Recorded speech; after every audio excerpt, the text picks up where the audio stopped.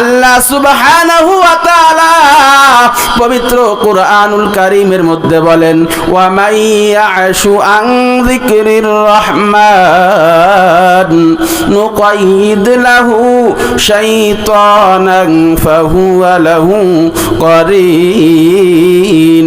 আল্লাহ পাক বলেন ও বান্দা তোমরা যদি আমার কোরআন থেকে দূরে চলে যাও, ও বান্দা তোমরা যদি কোরআন থেকে দূরে চলে যাও, কোরআন তেলাওয়াত না করো, কোরআনের আলোচনা না শোনো রে বান্দা, যদি কোরআন থেকে দূরে চলে যাও পরিণাম কি হবে? নুকাইয়িদ লাহু শাইতানান ফাহুয়া লাহু করিন।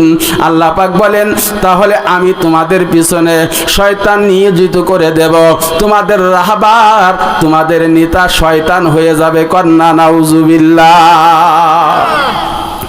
বান্দা যখন কোরআন থেকে দূরে চলে যায় ও মুসলমান, তখন ওই বান্দার পিছু শয়তান লেগে যায়, ওকে শয়তান পথ পরিদর্শন করে, শয়তান তাকে পরিচালনা করে। হে শীতলমারির মুসলমান, আমি আপনাদের কাছে জানতে চাই যাকে মিস্টার ইবলিসে পরিচালনা করে, মিস্টার ইবলিস তাকে দিয়ে ভালো কাজ করায় না খারাপ কাজ করায়? ইবলিস তারে কবে এই সোয়ালগুলো আমাদের আশায় ওয়াজ হচ্ছে একটু শুনিয়ে আসি, তাই কবে? ইবলিস কবে ওয়াজ তো কত শুনছি হুজুররা কি কবি নে অত মুখস্থ, বাদ দিয়ে একটু মেলায় দিয়ে চল চানাচুর মুড়ি খা, একটু ভালো মন্দ দেখ, আনন্দ ফুর্তি কর। কথা কয় না? ও মুসলমান, শয়তান আমার আপনার রাহবার হয়ে যাবে, আর শয়তান যার রাহবার হয়ে যাবে সে ভালো কাজ করতে পারবে না, ভালো কাজে মজা পাবে না। কথা বলেন ঠিক ঠিক না? এই জন্য কোরআনের আলোচনা আমার আপনার শোনার দরকার আছে না নাই? কোরআন তেলাওয়াত করার দরকার আছে না নাই? উদাহরণ দিলে বুঝতে সহজ হবে। ও এলাকার মুসলমান, আমাদের মা বোনেরা বাড়িতে হাঁস মুরগি পালে না পালে না? ওই মুরগিতে যখন বাচ্চা ফুটায় মা মুরগিটা বাচ্চাগুলো নিয়ে ঘোরাফেরা করে। কথা বলেন ঠিক ঠিক না? ওই মা মুরগিগুলো বাচ্চাগুলো নিয়ে ঘোরাফেরা করে।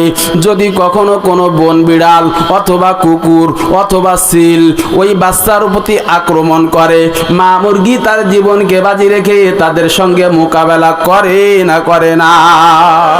শুধু তাই নয় রে মুসলমান,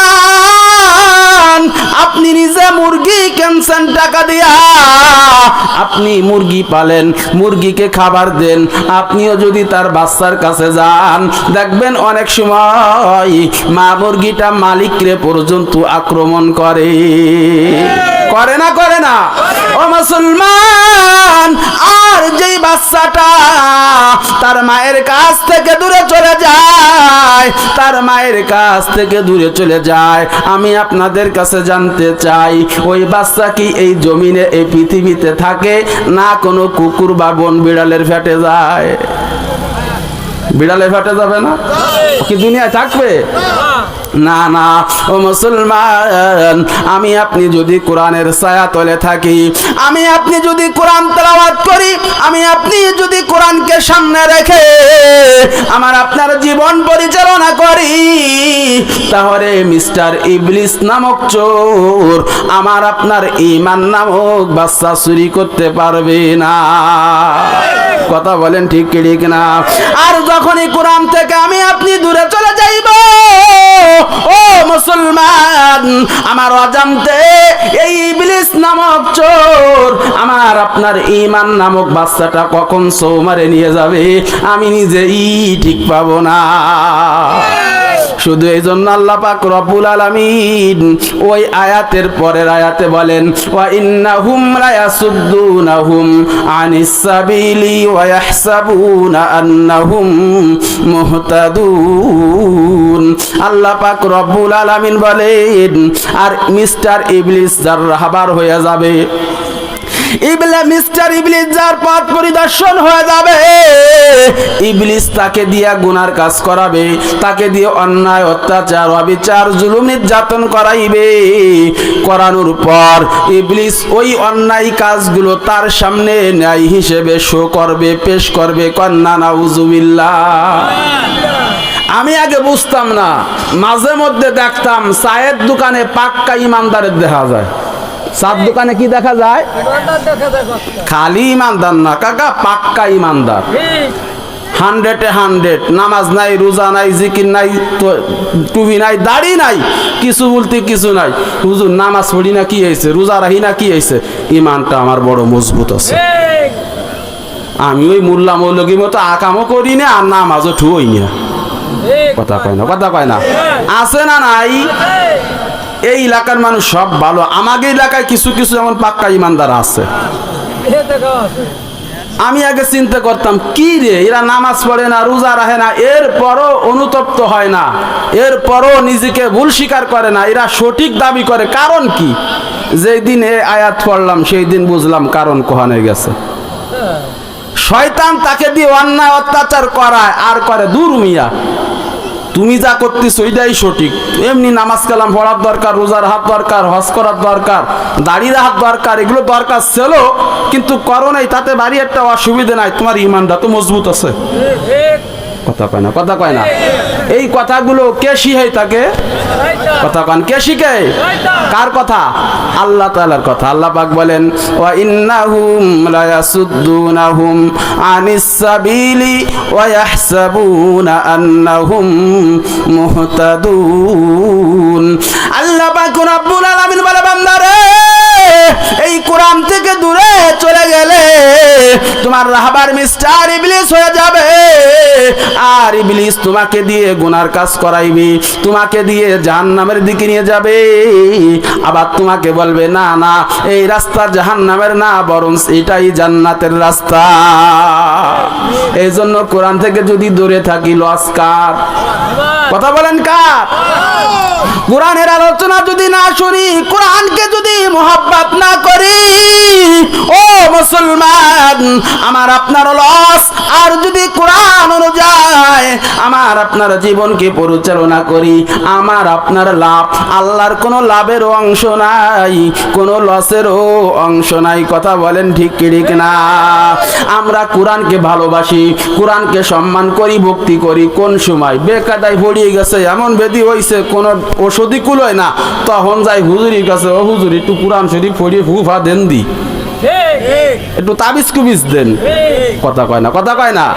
ও মুসলমান, কোরআন শুধু তাবিজ কুবিজের জন্য নাকি?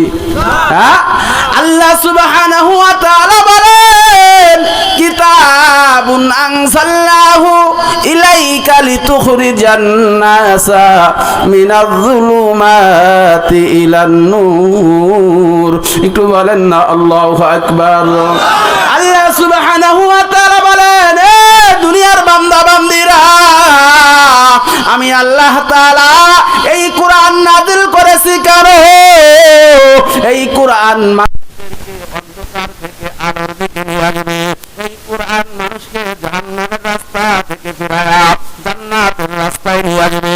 এই কোরআন মানুষকে জাহান্নামের রাস্তা, হিদায়াতি গুমরাহির রাস্তা থেকে সরায়া হিদায়াতের রাস্তায় নিয়ে আসবে। সেই জন্য ও মুসলমান, এই কোরআন যারা ফলো করে, কোরআন অনুযায়ী যারা জীবন পরিচালনা করে, তারাই হলো সঠিক পথে আছে। কথা বলেন ঠিক কি না?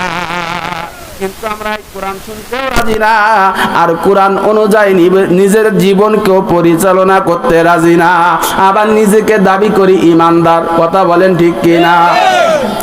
এই জন্য আল্লাহ পাক রব্বুল আলামিন পবিত্র কোরআনুল কারীমের অন্য এক আয়াতে বলেন, ইয়া আইয়ুহাল্লাযীনা আমানু দুখুলু ফিস-সিলমি কাফা ওয়া লা তাত্তাবিউ খুতুওয়াতিশ শাইতান ইন্নাহু লাকুম আদুউম মুবিন।